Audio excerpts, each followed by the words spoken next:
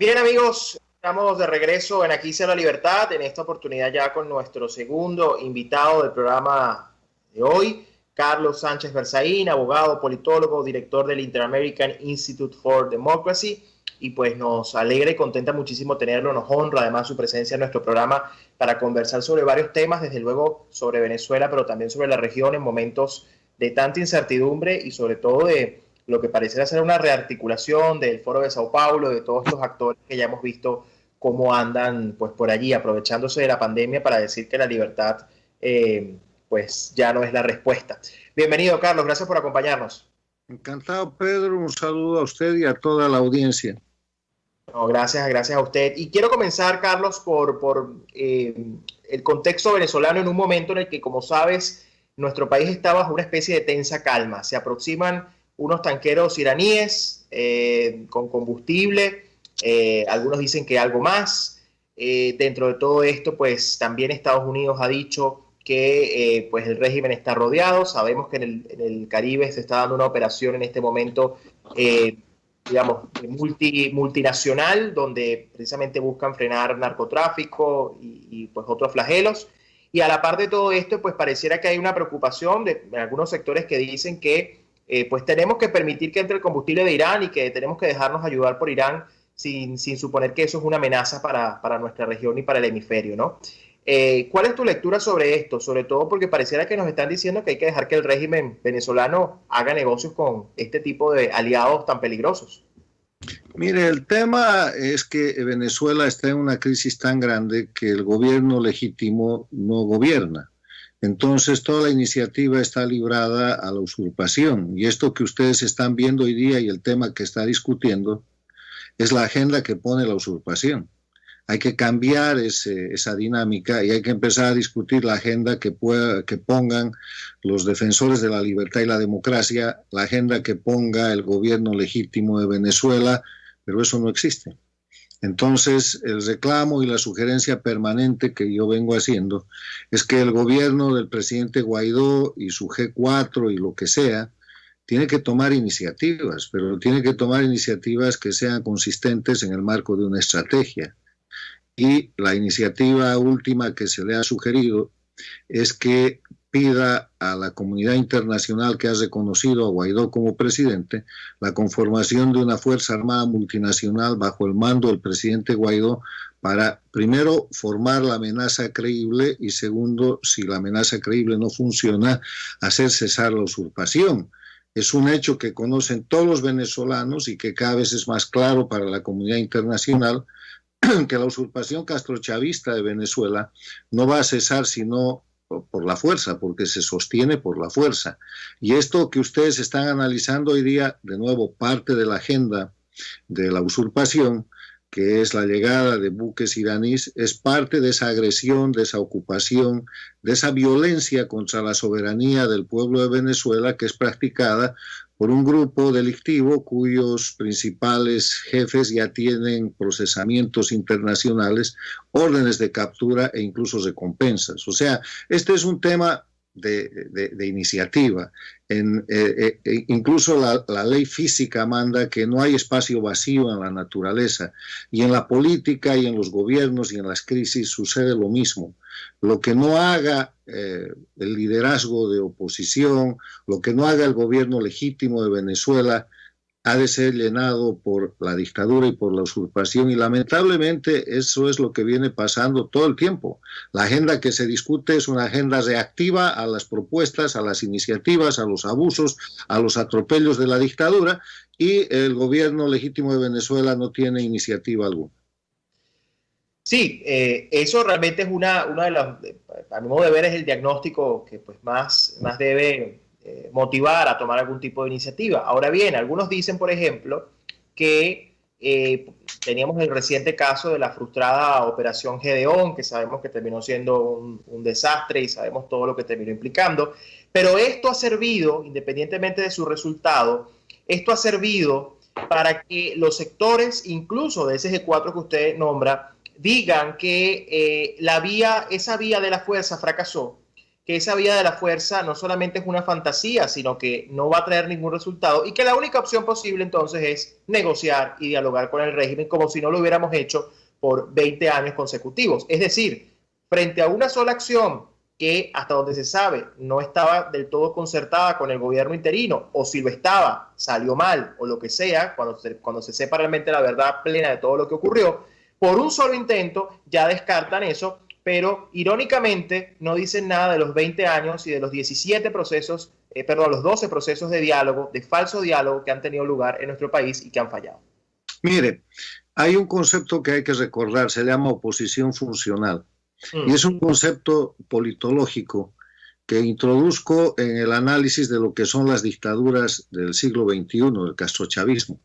La oposición, técnicamente, politológicamente, es un grupo político que disputa el poder y que tiene la opción y el propósito de tomar el poder en democracia por medio de las elecciones. La oposición funcional, en cambio, es un grupo político que dentro del sistema de dictadura electoralista que ha montado el castrochavismo cumple el rol de opositor para simular la pseudodemocracia o la apariencia electoral que el régimen promueve y que tiene la tarea de permitir la permanencia del gobierno, del régimen. Entonces, estamos aquí, con lo que usted me dice, que le creo, ante una señal de ejercicio de oposición funcional. Por varias razones. Primero, porque Gedeón y los opositores que han dicho eso deberían saberlo. Gedeón es un operativo del G2 cubano de principio a fin. Y yo no he escuchado eso todavía de parte de los políticos venezolanos. Si revisan la historia de los 61 años del castrismo, van a encontrar que este tipo de operaciones de implantación de acciones patrióticas destinadas a fracasar y a dar éxito y publicidad a las dictaduras son una operación muy usual. O sea, para mí Gedeón es una trampa bien hecha en la que han caído y de la que tienen que salir los políticos venezolanos, que no pueden quedar atrapados en eso. Quedar atrapados en esa trampa es decir lo que usted me está comentando. En segundo lugar, no ha habido uso legítimo de la fuerza. Suponiendo que Gedeón hubiera sido una iniciativa que ha fracasado, es una barrabasada, es un acto de primitivismo y de inexperiencia absoluta en el ámbito de la política y una vergüenza desde el punto de vista de lo que es gobierno. Eso no puede haber existido, eso no puede ser, porque un Estado con un presidente legítimo como es Venezuela, y este es el tercer tema, hace las cosas legales, hace las cosas constitucionales y hace las cosas en el marco de la opinión pública que corresponde. Y eso es lo que se le está proponiendo. La conformación de una fuerza multinacional está permitida por la Constitución Política de Venezuela, que hace de Guaidó el presidente legítimo, hace de Guaidó el presidente jefe de las relaciones internacionales y el comandante en jefe. Él puede utilizar una de tres vías para hacer la fuerza multinacional. Las Naciones Unidas, con el precedente, por ejemplo, de la fuerza multinacional que se creó para recuperar la soberanía cuando Irán ocupó Kuwait, y una fuerza multinacional recuperó la soberanía de Kuwait, se llamó la Primera Guerra del Golfo. Eran más de 10 países liderados por Estados Unidos y por la Gran Bretaña. Entonces, el segundo canal que puede usar es el TIAR.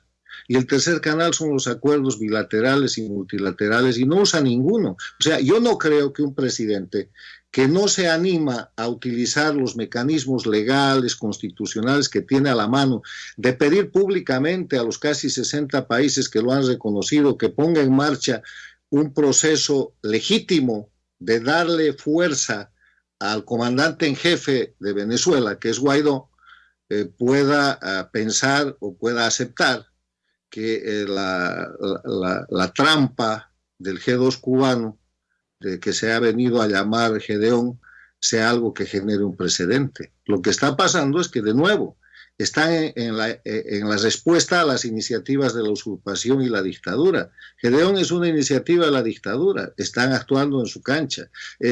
La llegada de los 5 buques iraníes es una iniciativa de la dictadura. Las elecciones son una iniciativa de la dictadura y el diálogo donde los quieren llevar es una iniciativa de la dictadura.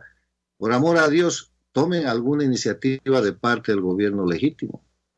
Así es. Sin embargo, allí el argumento que ha usado el propio gobierno interino es decir que eso no depende de ellos. Es decir, el argumento con el que normalmente tienden a decir que ellos que esto no se puede conformar tan fácilmente es porque al final ellos pueden pedirlo, pero que lo hagan los países es cuestión de los intereses de los propios países y que no basta con pedirlo porque al final si los países no están dispuestos a hacerlo, pues perderíamos el tiempo.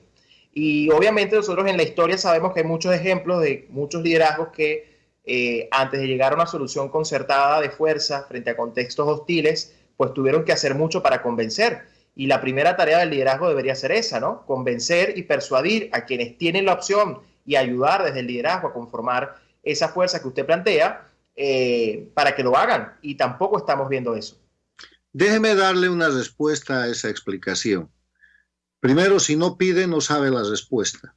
Lo primero que tiene que hacer el gobierno es pedir. No hay excusa válida para que el presidente Guaidó no pida o deje de pedir o postergue la petición de la conformación de una fuerza armada multinacional bajo el mando de Guaidó. Segundo, el tema venezolano no es un problema de Venezuela y de los venezolanos, es un problema hemisférico y es un problema mundial. Y le voy a dar unos pocos indicadores. Primero, Venezuela es un centro de crisis humanitaria que afecta a toda la región. Han llenado de venezolanos todas las Américas, desequilibrando y destrozando las economías de los países donde los venezolanos han sido bien recibidos, pero han bajado el nivel de empleo y han aumentado niveles de riesgo en diferentes sociedades como Colombia, Ecuador, Perú, Bolivia, Chile, Argentina, Brasil, etc. Panamá, Estados Unidos. Segundo, ese nivel de riesgo que representa Venezuela está reflejado porque Venezuela hoy día es el centro del narcotráfico y del terrorismo, de la protección al terrorismo de origen islámico. Hay narcoestados, el castrochavismo es básicamente un grupo de narcoestados. El líder es Cuba, pero el centro de operaciones es Venezuela y está demostrado en la relación con las FARC, en la provisión de droga, de cocaína, desde los aeropuertos de Evo Morales en Bolivia, en aviones militares. Está documentado en el puente de la cocaína por periodistas del prestigio de Leonardo Cutiño. O sea, son un centro de amenaza criminal al resto de la región. Tercero, la premisa que manejan es la de inundar de droga y de cocaína el resto de la región y los Estados Unidos. Es una premisa abierta. Cuarto, es el centro de conspiración, sedición y desestabilización de todas las democracias de la región. Y eso no es una suposición. Los hechos están demostrados. El año pasado, 2019, se ha intentado un golpe de Estado en el Ecuador contra el presidente Moreno. Se ha desestabilizado Chile. Se ha intentado la desestabilización del Brasil, de Colombia. Han hecho lo propio en Bolivia y eso ha sido confesado por el dictador Maduro con la operación del denominado Grupo del Foro de Sao Paulo, ha sido confesado por Diosdado Cabello con la famosa brisita bolivariana y es conocido por todos los servicios de los países democráticos de la región.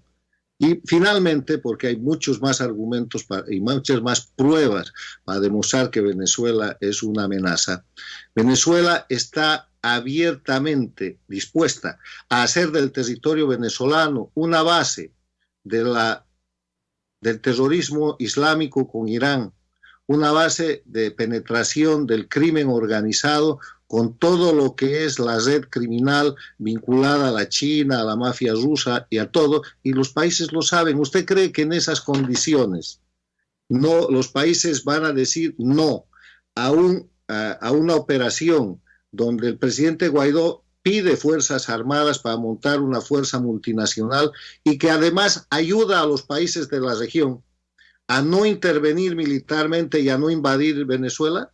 Es una solución interna la que se está proponiendo.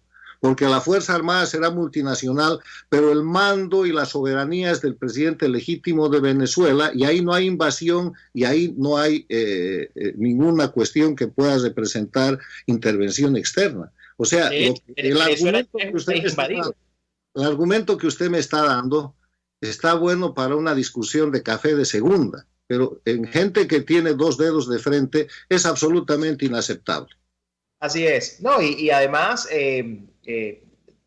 totalmente de acuerdo con usted, pero parte de ese análisis también tiene que ver, y lo uno con el concepto que usted daba de la oposición funcional, porque mucha gente todavía dice que el gran problema, digamos, es que hay una oposición que, bueno, todavía piensa que esto es una dictadura tradicional o una democracia con zonas grises, o que hay ingenuidad, pero pareciera que por la fuerza de los hechos cada vez se demuestra que realmente lo que hay es complicidad y lo que hay es una intención de que esas fuerzas, que al final terminan siendo las fuerzas contrarias a las que usted propone, sean fuerzas cohabitadoras y fuerzas que terminen por dejar al régimen en el poder a cambio de seguir siendo oposición por parte de estos grupos que se benefician de ser oposición. Además, es parte de su agenda, es parte de su trabajo, porque además saben que en una transición de verdad y legítima, la justicia no solamente va a llegarle al régimen, también le puede llegar a ellos. Entonces, obviamente ahí hay todo un esquema en cuanto a eso.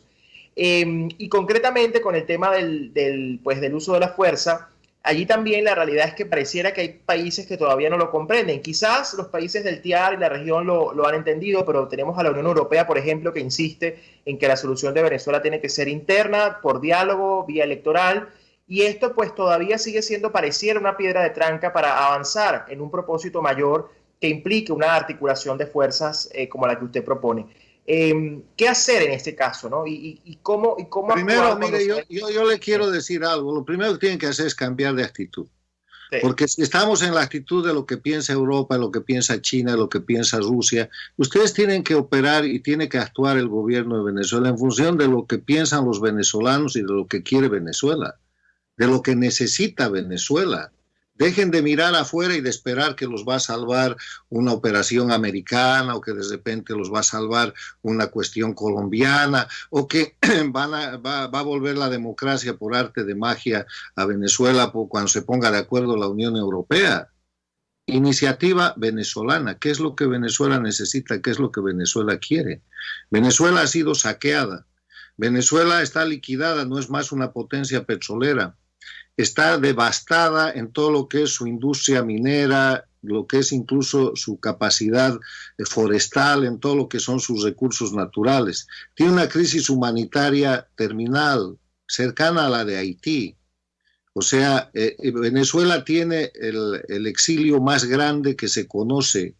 Tienen ustedes millones de gente que has tenido que salir forzadamente de Venezuela y todavía están pensando qué opinará la Unión Europea. Ustedes tienen que decirle a la Unión Europea lo que tiene que pensar, porque la realidad venezolana tiene que salir de Venezuela. Y ese es el papel de los liderazgos venezolanos y ese es el papel del gobierno legítimo, transitorio, o como se llame, si es que quiere existir como gobierno. Entonces, el primer consejo es un cambio de actitud. O sea, ustedes tienen que venderle al mundo, que convencer al mundo de la gravedad del tema venezolano y no estar esperando que el mundo les diga lo que hay que hacer.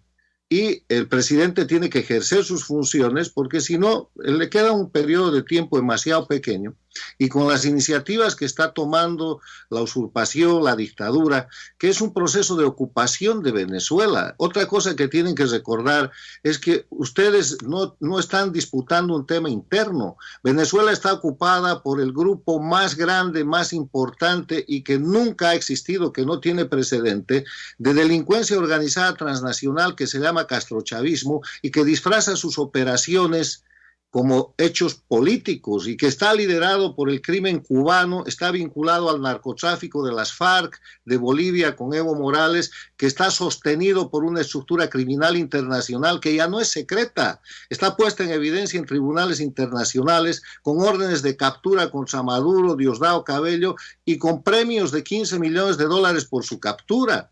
O sea, actúen en función de la realidad. La comunidad internacional ha ido más allá de los venezolanos. Ahora es tiempo de que los venezolanos tomen acción, tomen iniciativas. Han agotado al pueblo llevándolo a las calles, han agotado a la juventud y han sacrificado al pueblo confrontándolo en maniobras de calle muy importantes contra la dictadura, pero eso está agotado. Hay un mecanismo que es un mecanismo de ejercicio de poder internacional que la comunidad internacional le ha dado y que solo lo tiene una persona.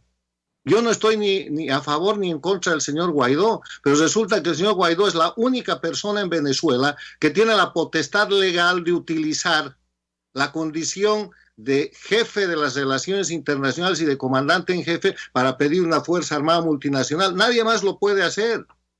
Entonces, a mí se me ocurre que para que Guaidó haga eso, el pueblo, en vez de salir en manifestaciones, debería empezar una carta pública pidiéndole a Guaidó que haga esto y a ver si cuando tiene unos cuantos millones de firmas se anima a hacerlo.